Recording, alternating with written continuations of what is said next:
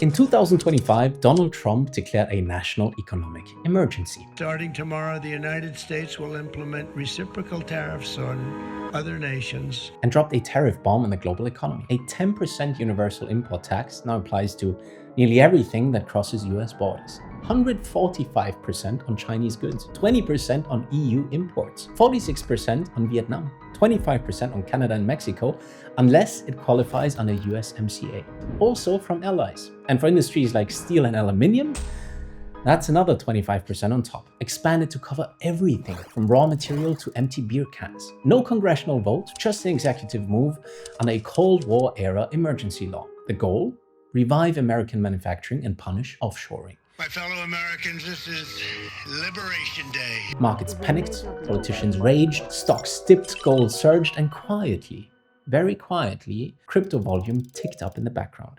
And here's where things get really interesting. I'm DC Roth. Welcome to Fluid.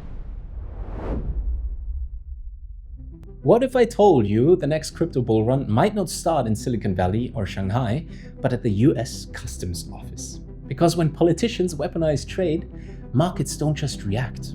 They find the most efficient solution. And crypto, that's the perfect detour. Tariffs are taxes slapped on imports. Governments use them to flex in global trade wars, usually in the name of protecting jobs or national security. But the reality? Price hikes, political tensions, and a whole lot of businesses scrambling for a plan B. And that plan B, more and more, it's blockchain related. Let's break this down. Are we really heading for a Bretton Woods 2.0? How did Trump's team actually come up with these tariff numbers? Why is crypto quietly winning while trade routes get choked? And where does this all go from here? Early on, Chamath called it as it is, and I quote, "Trump lets tariff reactions play out for a few weeks, sees the trend of global capitulation, and is emboldened to keep going. He fields offers from everyone, negotiates with no one, then brings everyone to Mar-a-Lago and puts an offer on the table. Bretton Woods 2.0.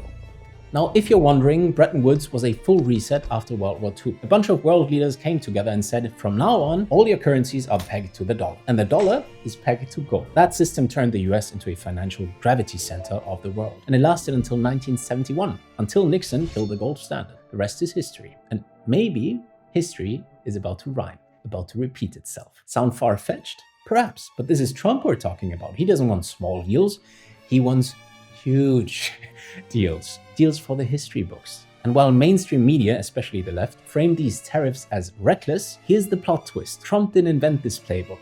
He borrowed it from the Democrats. In 1996, Nancy Pelosi said exactly the same thing, that free trade hollowed out American industry and tariffs were a tool to fight back. So yes, Trump is a Republican, obviously, but the tariff logic, that came from the other side, from the other philosophy. Which brings us to another important question. How were these new tariffs even calculated? You'd think they'd use the official WTO data, non-tariff barriers, real modeling, right? Wrong. Turns out for each country, Trump's team just took the US trade deficit, divided it by that country's export to the US, and called it a tariff rate. So if the US has a 17.9 billion trade deficit with Indonesia and they export 28 billion to the US, 17.9 divided by 28 equals 64. Boom. That's the new tariff, according to the Trump admin. No context, no service exports, no nuance. And this is the model behind a policy that's about to hit every global supply chain. Which is why, beneath the chaos, crypto is gaining ground. And with a strategic Bitcoin reserve on the rise and a digital asset working group and everything else going on right now, it wouldn't surprise me the slightest to see Bitcoin included in a potential Bretton Woods 2.0. Because here's the thing, when you lock down traditional trade rails, people look for something frictionless, something borderless. Bitcoin, stablecoin, privacy coins, these aren't just assets anymore. Stablecoins are the pipes that let money flow when everything else gets blocked, taxed, delayed, or surveilled. Let me paint you a picture. You're a hardware exporter in Shenzhen. You sell chips to a European buyer, but Trump's tariffs just made it unaffordable. The old way, you'd eat the cost or lose the deal. The new way, you flip to USDC, send it peer-to-peer, wallet to wallet. No middleman, no FX conversion, no customs paperwork, no one even knows what you're doing because the rails are nearly invisible. That's the unlock. Tariffs create friction.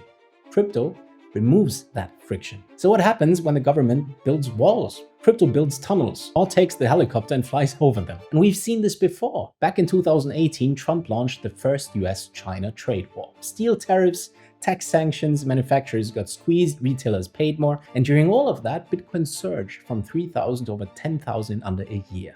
Coincidence? Maybe. But it wasn't just hype. In China, capital controls pushed businesses towards crypto. In Venezuela, Turkey, Nigeria, tariffs combined with inflation triggered local crypto booms. Even in the US, importers began quietly using stablecoins as back-channel solution. Crypto isn't just a hedge anymore. It's a functioning global alternative. It's faster, cheaper, easier to use, and now in 2025, the pressure is back. The tools are smarter, the regulation murkier, and although it might seem like the end of the world to some, it's quite the opposite. Now is the time to lock in. We've got Telegram bots moving 6 figures in Tether per day, on-chain swaps that settle in seconds, decentralized exchanges embedded directly into wallets. You don't even need an account anymore, just a QR code and a private key. This isn't Silk Road 2.0. This is the new normal in Asia, South America, Africa, the UAE, and it's creeping into Western economies too. Quietly, strategically. And here's the question no one in Washington, Brussels, or Beijing seems ready to answer. How do you enforce a tariff when your citizens can move millions in stablecoins without touching a single bank? You don't. You can regulate decentralized apps. You can blacklist wallets, sue developers. Sure, we've seen that before. But unless you shut down the entire internet, you can't tariff code. And that's the real threat here. Crypto isn't just skipping tax law, it's challenging the entire structure of state-controlled finance. And let's be real, using crypto to dodge tariffs is legally gray.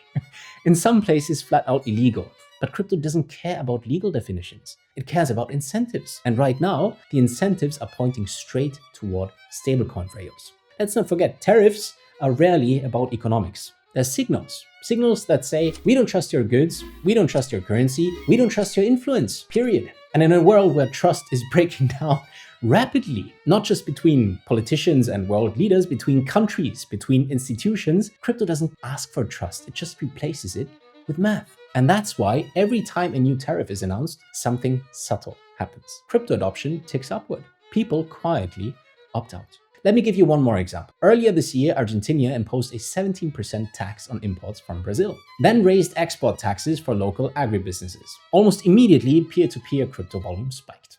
Not on Coinbase, on WhatsApp, on Telegram, in group chats and QR codes, invoices that looked like pesos but settled in Tether. It wasn't speculation, it was survival. The free market using the most efficient tools available. So yeah, Trump's tariff policy might not mention crypto once, but make no mistake, it's a growth engine for the space. Every layer of friction in the legacy system makes crypto look better, much better. The more friction, the better for crypto. You can't tariff a blockchain, and every time a government tries, it gives people one more reason to use one. So if this trade war really turns into a global economic cage match, don't just follow the headlines. Never do. Follow the wallets.